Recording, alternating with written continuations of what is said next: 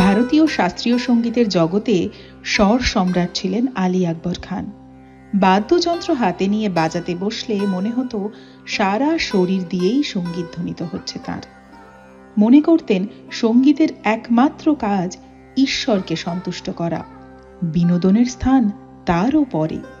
তার জন্মের কথা বলতে গিয়ে বাবা আলাউদ্দিন বলেছেন, আমার 3 মেয়ে ও 1 ছেলে আলী আকবর। 3 মেয়ের নাম সরোজিনী, অন্নপূর্ণা, জাহানারা।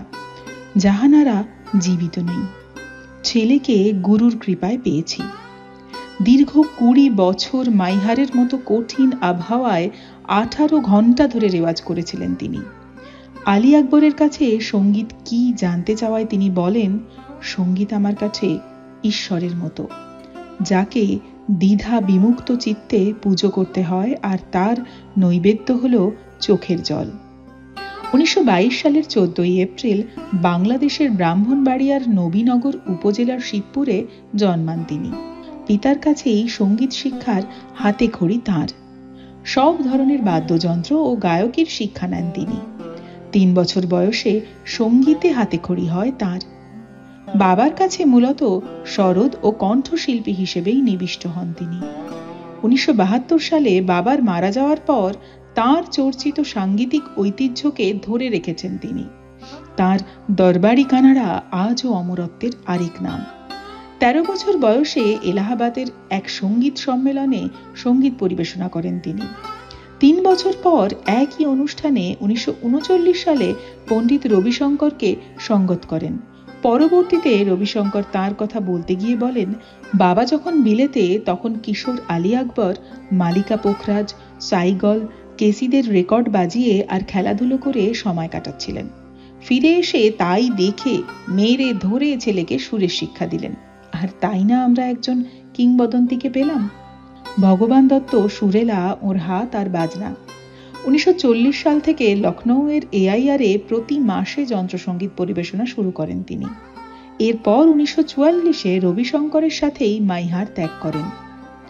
কলকাতায় 40-এর দশকের গোড়ায় অল বেঙ্গলে প্রথম বাজান তিনি।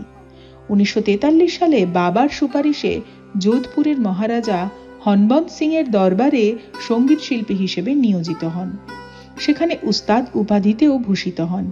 নিজের কথা বলতে গিয়ে জানান, সেই সময় গুণীরা সামনে বসে শুনতেন বাজনা, ভুল করলে কাউকে ছাড়তেন না, আবার ভালো বাজালে আশীর্বাদ করতেন, জড়িয়ে ধরতেন।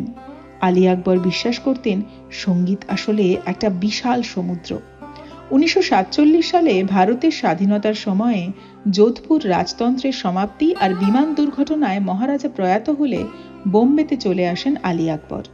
রবিশঙ্কর, নিখিল ব্যানার্জি ও এল সুব্রমণিয়ামের সঙ্গে অসংখ্য যুগলবন্দি রয়েছে তার। হিন্দুস্তানি সঙ্গীত বিদেশে ছড়ানোর কাজে তিনি Ali Akbar college of music প্রতিষ্ঠা করেন। ক্যালিফোর্নিয়ার বার্কলিতেও আরেকটি কলেজের প্রতিষ্ঠা করেন।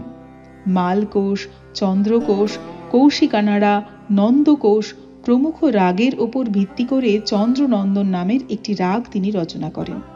1965 সালে এই রাগটি 22 মিনিটের দৈর্ঘ্যে পুনরায় রেকর্ড করা হয়। 1971 সালের অগস্ট মাসে বাংলাদেশের মুক্তিযুদ্ধের সাহায্যার্থে ম্যাডিসন স্কোয়ারে রবিশঙ্কর আল্লাহ রাখাদের সঙ্গেও সঙ্গীত পরিবেশনা করেন। বাংলাদেশের স্বাধীনতা উদযাপনে জয় বাংলা নামক একটি ইপি রেকর্ড রিলিজ হয়। জর্জ হ্যারিসনের প্রযোজনায় এই রেকর্ডে রবিশঙ্করজির পরিচালনায় আলী আকবর খাঁর বাজনা শোনা যায়। লতা মঙ্গেশকর বিনা পারিশ্রমিকে তাঁর সুরে গান গেয়েছিলেন আন্ধিয়া ছবিতে। এছাড়াও বেশ কয়েকটি চলচ্চিত্রে সুরারোপ করেন তিনি।